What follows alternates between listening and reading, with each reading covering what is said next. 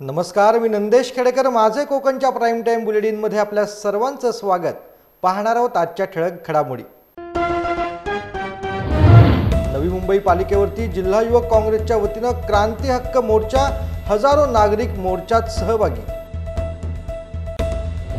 खेड तालुक्यातील तळे येथील म्हसोबाची वाडी रस्त्याची झाली दुरावस्था, निवडणुकीच्या आधी दुरुस्ती करण्याची मागणी, अन्यथा मतदानावरती बहिष्कार घालण्याचा इशारा. किनारपट्टी भागात यंदाच्या काजू हंगामाला सुरुवात, मात्र काजू बिला अवघा येतो 120 रुपये दर. कोकणातील शेतकऱ्यांमधून उमटले नाराजीचे सूर. आणि सद्गुरू अनंतानंद साईश भगवान यांचा प्रकट दिनानिमित्त 108 श्री सत्यनारायण महापूजेचा संकल्प. श्रीराम मोरे यांच्या हस्ते महापूजा संपन्न. अनेक भाविकांनी घेतला दर्शनाचा लाभ. पाहूया सविस्तर वृत्त. नवी मुंबई जिल्हा युवक काँग्रेस कमिटीच्या वतीनं महाराष्ट्र प्रदेश युवक काँग्रेसचे उपाध्यक्ष अनिकेत म्हात्रे यांच्या नेतृत्वाखाली नवी मुंबईकरांच्या मूलभूत हक्कांसाठी नवी मुंबई महानगरपालिकेवरती क्रांती हक्क मोर्चा काढण्यात आलाय. दिघेपासून बेलापूर येथील पालिका मुख्यालय असा 26 किलोमीटरचा हा पायी मोर्चा काढण्यात आला. यावेळी युवक काँग्रेसच्या शिष्टमंडळाने अध्यक्ष अनिकेत म्हात्रे, रवींद्र सावंत यांच्या मार्गदर्शनाखाली नवी मुंबई महानगरपालिका प्रशासनाला आपल्या मागण्यांचं निवेदन देखील दिलंय. निश्चितपणे कायदा सुव्यवस्था आज महाराष्ट्राची कुठेतरी ढासळत चाललेली आहे. मला असं वाटतं की हे जे सरकार आहे राज्यातलं, हे जे पक्ष फोडून या सरकारमध्ये सामील झालेले जे पक्ष आहेत, जे आमदार आहेत, आज त्यांचं फक्त कुठेतरी या ठिकाणी त्यांच्यासाठी खैरात वाटप चालू आहे, त्यांचं संरक्षण चालू आहे, त्यांची चाकोरी करते असं त्या ठिकाणी जाणवते. म्हणून महाराष्ट्रातल्या सर्वसामान्य जनतेचे प्रश्न काय, आज लोकांच्या आज कायदा व्यवस्थेच्या संरक्षणाचे प्रश्न काय, त्याची काहीच त्यांना तारतंत्र राहिलं नाही असं माझं म्हणणं. नवी मुंबई मनसे शहराध्यक्ष गजानन काळे आणि त्यांच्या सहकाऱ्यांनी नवी मुंबई महानगरपालिकेच्या एका इंजिनियर अधिकाऱ्याला आई बहिणीवरती शिवीगाळ करत दंडुकेशाही करण्याचा प्रयत्न केलाय. या प्रकाराचा नवी मुंबई महानगरपालिकेच्या सर्व कर्मचारी अधिकाऱ्यांनी जाहीर निषेध केलाय. नवी मुंबई मनपा मुख्यालयातील सर्व अधिकारी आणि कर्मचारी यांनी जाहीर निषेध व्यक्त करत काळ्या फिती देखील लावलेल्या आहेत. यावेळी राजू सिंग चव्हाण यांनी देखील आम्ही झालेल्या घटनेचा शांततेत निषेध करत असल्याचं सांगितलेलं आहे. आम्ही समीक्षेच्या वतीने एवढं सांगू इच्छितो की काल जे प्रकार झालाय आमच्या इंजिनियर्स लोकांच्या बाबतीत, की त्यांना दमदाटी देण्यात आली आणि तक्रार करण्याची ही पद्धत नाही. लोकशाही मार्गाने तक्रार झाली असती तर आम्हाला काही वाईट वाटलं नसतं, कारण तक्रार करणं हा सगळ्याचाच अधिकार आहे. परंतु यापुढे अशा घटना घडू नये त्यामुळे महापालिकेच्या व आमच्या विभाग कार्यालयातील किंवा हॉस्पिटलच्या सगळ्या कर्मचाऱ्यांनी काल एक मत नोंदून असं आम्ही ठरवलं की काळ्या फिती बांधून या गोष्टीचा आम्ही हे करतो. या गोष्टी येणाऱ्या काळामध्ये आम्ही सगळ्यांना अशी विनंती करणार आहे की सन्माननीय लोकप्रतिनिधी किंवा जे काही नागरिक असतील त्यांनी आम्हाला सनदशीर मार्गाने फक्त सहकार्य करावं. आम्ही शहरासाठी तुम्हाला सहकार्य करणार. तुम्ही जरी आमचे ट्रस्टी असले तरी आम्ही तुमच्यासाठी काम करणार. तुम्ही आम्हाला सहकार्य करा, एवढीच माफक अपेक्षा आहे. रत्नागिरी जिल्ह्यातल्या खेड तालुक्यातील तळे म्हसोबाची वाडीच्या रस्त्याची निवडणुकीच्या आधीच दुरुस्ती करण्याची मागणी आता ग्रामस्थांनी केली आहे. निवडणुकीच्या आधी दुरुस्ती न झाल्यास येणाऱ्या निवडणुकीच्या मतदानावरती बहिष्कार घालण्याचा इशारा संतप्त ग्रामस्थांनी दिलेला आहे. तसेच तहसीलदार, सार्वजनिक बांधकाम विभाग तसेच इतर शासकीय कार्यालयात निवेदन देखील देण्यात आलं आहे. 2022च्या परतीच्या पावसामध्ये मुक्काम पोस्ट तळे म्हसोबाची वाडी तालुका खेड जिल्हा रत्नागिरी हा आमचा डोंगरात बसलेला वाडीतील जो संलग्न रस्ता आहे, तो रस्ता दरडी कोसळला आणि पूर्ण रस्ता खचला. त्यासाठी ग्रामस्थांनी आम्हाला फोन केला. त्यानंतर आम्ही ते जे काही फोटोग्राफ्स होते ते आम्ही माननीय तत्कालीन तहसीलदार मॅडमने पाठवले. तेव्हा ते आता आपत्कालीन टीम पाठवून तो रस्ता म्हणजे दरडी कासं काढल्या. तेव्हापासून ते आमचे ग्रामस्थ रस्ता दुरुस्त करा, त्याची बांधणी करा असं वारंवार मागणी करत होते. परंतु अद्यापपर्यंत ते पूर्ण बांधणी झालेली नाही आहे. पावसाळा संपला. आता ह्याच्यामध्ये आम्हाला कळालं की ग्रामस्थांची मागणीवरून तिथं काही फंड आला 60 लाखाचा 20 लाखाचा. ज्या ठिकाणी रस्ता करता त्या ठिकाणी 60 लाखाचा फंड आला असं ग्रामस्थांचं म्हणणं आहे. ग्रामस्थांनी सांगितलं की 60 लाख आलेले आहेत, परंतु प्रत्यक्षमध्ये 60 लाख तिथं न खर्च करता इतर ठिकाणी वापरले गेले आणि जिथं गरज होती तिथं तो निधी वापरलाच गेलाच नाही. आता फक्त 5 मीटर रिटर्निंग वॉल झालेली आहे. काही ठिकाणी तो 50-60 मीटर WBM झालेली आहे. बाकी रस्ता तसाच कच्चा पडलेला आहे. तर हे करणार कोण? मग आमच्या नागरिकांनी करायचं का, ग्रामस्थांनी करायचं काय? आमची मागणी एकच आहे की जोपर्यंत ह्या लोकसभेची आचारसंहिता लागण्यापूर्वी ते आमचं काम करावं, यासाठी आम्ही सर्व ग्रामस्थांनी मिळून एक माननीय जिल्हाधिकाऱ्यांना तक्रार दाखल केली आहे. त्याच्यावर एक प्रत रवाना तहसीलदार, कार्यकारी अभियंता, उपअभियंता. आमचं म्हणणं एवढंच आहे, आमचा रसदुरुस्त करून द्या, नाहीतर लोकसभेच्या निवडणुकीवरती आमचे सर्व ग्रामस्थ मतदार त्यावर बहिष्कार घालणार आहेत. कोकण किनारपट्टीवरील भागात काजू हंगामाला चांगली सुरुवात झाली आहे. सिंधुदुर्ग जिल्ह्याच्या काही भागात काजू बीचं पीक हे परिपक्व होऊ लागलंय. दरम्यान काजू बी प्रति किलो 120 रुपये दर दिला जातोय. मात्र हमीभाव निश्चित नसल्याने या मिळालेल्या दराबाबत बागायतदारात नाराजी देखील आहे. सिंधुदुर्ग जिल्ह्यात लांबलेल्या पावसामुळे यावर्षी काजूला पालवी आणि मोहर विलंबाने आला. त्यानंतर हवामान बदलाचा मोठा परिणाम हा काजू पिकावरती झालाय. जिल्ह्यात 2-3 टप्प्यात काजूला मोहर आल्यामुळे काजू हंगाम 3 टप्प्यात विभागणार हे सुद्धा स्पष्ट झालंय. नोव्हेंबरमध्ये आलेल्या मोहराची काजूबी परिपक्व होण्यास प्रारंभ झालाय. जिल्ह्याच्या इतर भागांच्या तुलनेत काजूबी किनारपट्टीय भागात लवकर परिपक्व होते. सिंधुदुर्ग जिल्ह्यातही वेंगुर्ले तालुक्यात काजूबी परिपक्व होऊ लागले. त्या तुलनेत इतर तालुक्यात एखादा अपवाद वगळता काजूबी परिपक्व होण्यास अजूनही 8 ते 10 दिवसांचा कालावधी लागण्याची शक्यता आहे. दरम्यान काजूबीला बाजारपेठेत अवघा प्रति किलो 120 रुपये दर मिळाला आहे. त्यामुळे शेतकऱ्यांमध्ये नाराजीचा सूर असून काजूबीला हमीभाव मिळणार तरी कधी असा संतप्त सवाल सध्या उत्पादक शेतकऱ्यांकडून विचारला जातोय.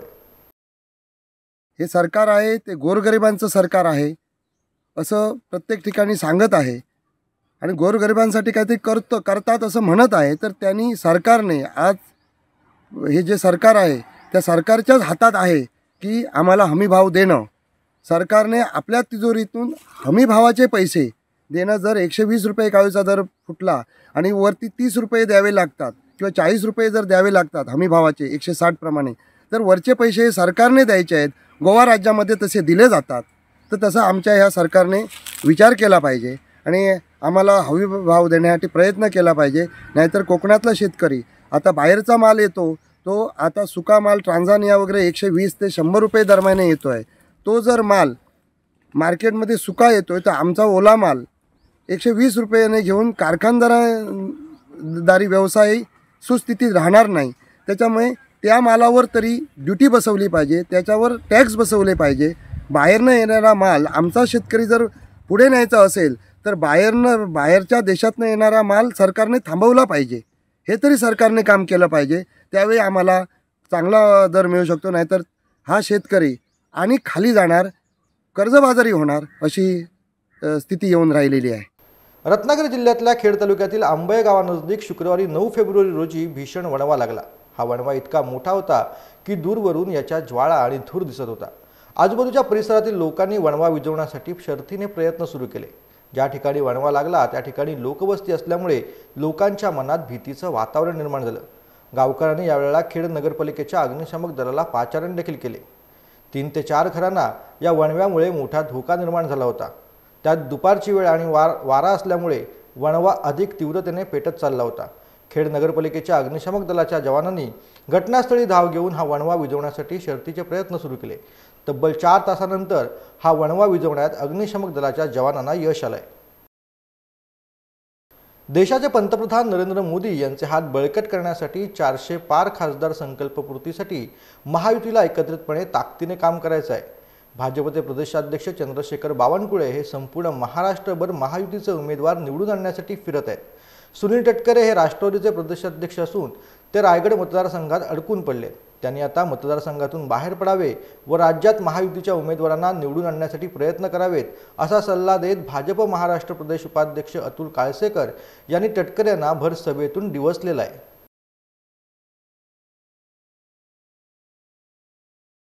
पण जयंत पाटील सांगितलं, धैर्यशील पाटील तुम्हाला तटकरे साहेबांचं काम करायला पाहिजे. आम्ही सुद्धा मनापासून तटकरे साहेबांचं काम केलं. म्हणजे तटकरे साहेबांना कधीही आयुष्यात एक वाक्य बोलण्याचा अधिकार राहील, कधी त्यांनी आयुष्यात बोलावं, कधीही की धैर्यशील पाटलांनी माझ्यासाठी काम करताना एक नगभर काम कमी केलं असं त्यांना अधिकार राहील. पण त्यांना तो अधिकार वापरता येणार नाही. तटकरे साहेबांनी जेवढं स्वतःसाठी काम या मतदारसंघात केलं त्याही पेक्षा जास्त काम आम्ही तटकरे साहेबांकरता या ठिकाणी केलं. तटकरे साहेबांसाठी किमान 6 आमदारांनी काम केलं. 6 आमदारांनी, त्यातलं एक मी सोडलं तर सर्व आमदार आज त्यांच्या विरोधामध्ये आहेत. या मतदारसंघाचे खासदार सुनील तटकरे हे सुद्धा राष्ट्रवादी पक्षाचे प्रदेश अध्यक्ष आहेत। आम्हाला त्यांची संपूर्ण महाराष्ट्रामध्ये गरज आहे। ते महाराष्ट्रातल्या प्रत्येक जिल्ह्यात जाऊन, प्रत्येक मतदारसंघात जाऊन महायुतीचा उमेदवार कसा निवडून येईल यासाठी प्रयत्न करण्याची गरज आहे। पण दुर्दैवाने तटकरे साहेब हे या मतदारसंघात अडकून पडलेले आहेत। माझी त्यांना सूचना आहे, विनंती आहे, तटकरे साहेब या मतदारसंघात तुम्ही अडकून पडू नका, की या मतदारसंघात बाहेर पडा। तुमचा पुतण्या धैर्यशील दादा हा मतदारसंघ सांभाळण्यासाठी समर्थ आहे। सगळीच मदत तुम्हाला तुमच्या घरात कशाला हवी आहे दादा। भविष्यामध्ये या मतदारसंघाचा खासदार हे धैर्यशील पाटील असतील असा ठाम निर्धार करून आपण या ठिकाणी महाराष्ट्र राज्याचे मुख्यमंत्री एकनाथ शिंदे यांच्या वाढदिवसानिमित्त सर्वत्र समाजोपयोगी कार्यक्रमांचं आयोजन करण्यात आलेलं असून पोलादपूर शहरामध्ये शिवसेनेच्या वतीनं आमदार भरत गोगावले व रायगड जिल्हा परिषदेचे माजी उपाध्यक्ष चंद्रकांत कळंबे यांच्या मार्गदर्शनाखाली हिंदुहृदय सम्राट बाळासाहेब ठाकरे सभागृह पोलादपूर येथे भव्य रक्तदान शिबिराचं आयोजन करण्यात आलं होतं। यावेळी जवळपास 25 रक्तदात्यांनी रक्तदान केलं। तसेच यावेळी आभा कार्ड, आयुष्यमान कार्ड, महिलांसाठी हिमोग्लोबिन तपासणी शिबिर देखील आयोजित करण्यात आली होती। महाराष्ट्राचे मुख्यमंत्री एकनाथ शिंदे यांच्या वाढदिवसानिमित्त अलिबागचे आमदार महेंद्र दळवी यांच्या मार्गदर्शनाखाली अलिबाग जिल्हा रुग्णालयात रुग्णांना फळवाटप करून वाढदिवस साजरा करण्यात आला आहे। तसेच परहूरपाडा येथील वृद्धाश्रमात जाऊन तेथील वडीलधाऱ्या वृद्धांची भेट घेऊन त्यांची विचारपूस करून त्यांना फळवाटप केल्यानंतर बांधण येथील संकल्प बालग्राम येथे देखील भेट देऊन तेथील मुलांना फळवाटप कार्यक्रम करण्यात आला। यावेळी रायगड जिल्हा परिषदेच्या माजी सदस्या मानसी दळवी तसेच जिल्हा संघटक दीपक रानवडे, शिवसेना रायगड जिल्हा प्रमुख राजा केणी, शिवसैनिक, शिवसेना कार्यकर्ते यावेळी मोठ्या प्रमाणात उपस्थित होते। राज्याचे मुख्यमंत्री आदरणीय एकनाथजी शिंदे साहेबांच्या वाढदिवसानिमित्ताने अलिबाग तालुक्यामध्ये आणि रायगड जिल्ह्यामध्ये अनेक प्रकारे वेगवेगळ्या प्रकारचे कार्यक्रम आयोजित केले आहेत आणि त्याचाच एक भाग म्हणून आज अलिबाग तालुक्यामध्ये जिल्हा रुग्णालय अलिबाग येथे सर्व रुग्णांना फळांचं वाटप, तसेच कार्लेखिंडीमध्ये आश्रमात वृद्धाश्रमामध्ये फळांचं वाटप आणि एक मुख्यमंत्र्यांच्या वाढदिवसानिमित्त एक चांगली भेटवस्तू आणि आज संपर्क बालग्राम बांधण येथे विद्यार्थ्यांचं फळांचं वाटप आणि तालुक्यामध्ये मुख्यमंत्र्यांच्या वाढदिवसानिमित्ताने आज अनेक प्रकारचे कार्यक्रम इथे आयोजित केले आहेत। आदरणीय एकनाथजी शिंदे साहेब यांच्या वाढदिवसानिमित्त आज विविध कार्यक्रम अलिबाग तालुक्यात साजरे करण्यात आले। आमचे जिल्हाप्रमुख राजाबाई केणी यांनी आमदार महेंद्र शेठ दळवी यांच्या नेतृत्वाखाली आणि संपर्क प्रमुख प्रकाश भाऊ यांच्या मार्गदर्शनाखाली हे कार्यक्रम पार पाडले। यामध्ये अलिबागला सर्वप्रथम आम्ही वृद्धाश्रमाला भेट दिली, वृद्धांना खाऊ वाटप केलं। त्यानंतर जिल्हा सरकारी हॉस्पिटल तिथेही त्यांना फळवाटप करण्यात आलं आणि हा आता संपर्क बालग्राम आहे, तिथेसुद्धा या विद्यार्थ्यांना फळवाटप करण्यात आलेलं आहे। अशा प्रकारचे चांगले कार्यक्रम आज व्यवस्थितरित्या पार पडलेले आहेत आणि सर्वत्र उत्साहाचं वातावरण आहे। सिंधुदुर्ग जिल्ह्यात उभाटा सेनेला जोरदार धक्का बसलाय। आज पुन्हा एकदा शिंदे गटातील अरविंद करळकर, सिद्धी शिरसाट, बाळू नाटेकर यांच्या माध्यमातून कुडाळ तालुक्यातील सरंबळ गावातील उभाटा शिवसेनेच्या कार्यकर्त्यांनी शिंदेंच्या शिवसेनेत प्रवेश केलाय। यावेळी गटाच्या कार्यकर्त्यांकडून जोरदार घोषणाबाजी देखील करण्यात आली आहे। आता जो आमच्या शिवसेनेमध्ये जो पक्षप्रवेश झाला सरंबळ येथील नागरिकांचा आणि बऱ्याच प्रकारे महिलांचा, जो सिद्धी शिरसाट, वर्षा कुडाळकर, बंटी तुळसकर, सिद्धेश शिरसाट, अरविंद करलकर तसेच बाळू नाटेकर यांच्यामार्फत जो प्रवेश झाला त्या पक्षात आमच्या सर्वांचं मी आधी पहिलं स्वागत करतो। आणि मला एकच सांगायचं आहे वैभव नाईक यांना की हे जे दणके आम्ही देत आहोत ते सहन करायची ताकद फक्त ठेवा आणि येणारं जर इलेक्शन आहे त्याच्यात अशी वाळू त्यांची सरकलेली आहे की आणि आम्हाला जर भैया सामंत या रूपात जर युतीने जर उमेदवार दिला तर हे दरवाजे खुलेच राहणार आणि मला वाटतं बसायला सुद्धा खुर्च्या पुरणार नाहीत अशी मी एक ग्वाही देतो। तसंच आमचे एक रवी पाठक साहेबांना पण आम्हाला एक गिफ्ट द्यायची आहेत आणि येणाऱ्या काळात जवळजवळ एक 15 दिवसाच्या आत अजून बरेचसे प्रवेश आहेत, त्याप्रमाणे आम्ही कामगिरी करत चालणार आणि सिद्धेश शिरसाट सक्रिय होऊन जोमाने काम करत आहे आमच्यावर। सरंबळ गावातून जो आमच्या मुख्यमंत्री आणि आमचे सर्व वरिष्ठ नेते यांच्या कामावर विश्वास ठेवून जो सगळ्यांनी प्रवेश केला, तर त्याबद्दल त्यांचं मी खूप खूप खूप आभार मानते आणि त्यांचं आमच्या पक्षात सहर्ष स्वागत पण करते. त्यांच्याकडून आम्ही हीच अपेक्षा ठेवतो की त्यांनी हे आमचं शिवसेनेचा एक ग्रुप म्हणण्यापेक्षा एक कुटुंब मानून फक्त वरिष्ठांना अभिप्रेत असलेलं काम त्यांच्याकडून घडावं आणि ते घडणार, तर ह्याच्याबद्दल खात्री आहे. आणि पुढच्या निवडणुकीच्या दरम्यान आम्ही जोमाने कामाला लागू आणि भैयासाहेब असतील किंवा वरिष्ठ देतील तो नेता आम्ही अगदी 100% खात्रीनिशी निवडून देऊ.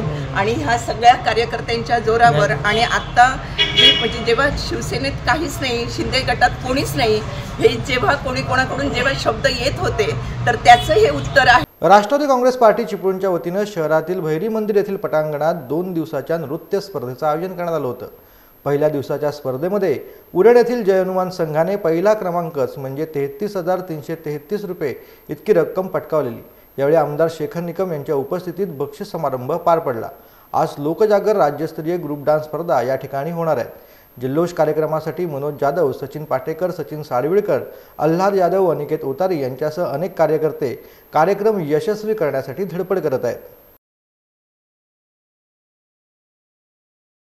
Lions Club of Khed City व रॉयल हॉस्पिटल, लिजिट लॅब यांच्या संयुक्त विद्यमानी सहजीवन हायस्कूलच्या 11वी 12वी सायन्स, कॉमर्स व आर्टच्या NSSच्या विद्यार्थ्यांसाठी कॅम्पचं आयोजन करण्यात आलं होतं. तसेच चाकाळे गावच्या ग्रामस्थांसाठी आज मेडिकल कॅम्प तसेच CPR ट्रेनिंगचं आयोजन देखील करण्यात आलं होतं. MD डॉक्टर नारायणी सर यांच्या प्रमुख मार्गदर्शनाखाली आज कॅम्प घेण्यात आला. या कार्यक्रमाप्रसंगी क्लबचे अध्यक्ष लायन रोहन विचारे, माजी अध्यक्ष डॉक्टर विक्रांत पाटील, सहजीवन हायस्कूलचे संस्थाचालक उत्तम कुमार जैन, डिजिटलचे दांडेकर व त्यांचा staff, lion Jitendra Bhilare, lion Vinod More, lion Santosh Shinde, Royal हॉस्पिटलचे कर्मचारी व ग्रामस्थ मोठ्या संख्येनं यावेळेला उपस्थित होते.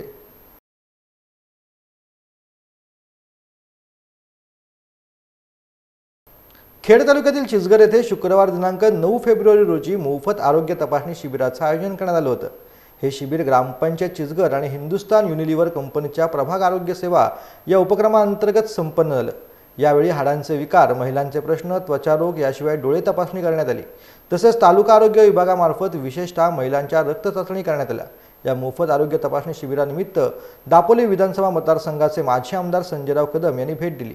या कार्यक्रम प्रसंगी सायली उर्फ माई संजयराव कदम, डॉक्टर अक्षय पवार, ग्रामस्थ तसेच आजी माजी पदाधिकाऱ्यांसह कार्यकर्ते व ग्रामस्थ मोठ्या प्रमाणात उपस्थित होते.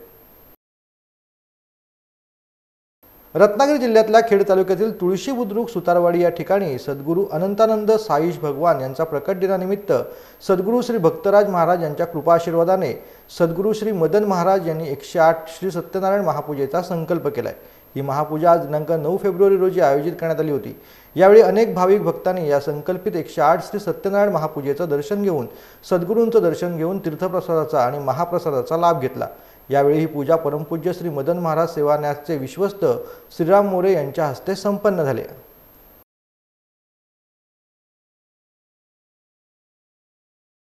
सद्गुरुनाथ अनंतानंद साईनाथ महाराज की जय. सद्गुरुनाथ भक्तराज महाराज की जय.